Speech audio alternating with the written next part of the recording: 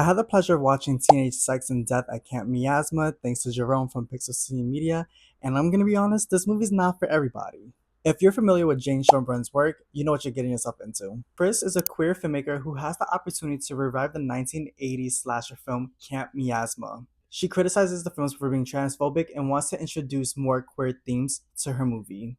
If you know anything about Jane's films, Jane uses horror as a base for their films, but it isn't necessarily a straight shot horror film. The horror genre is used as a device to push stories past the horror genre, if that makes sense.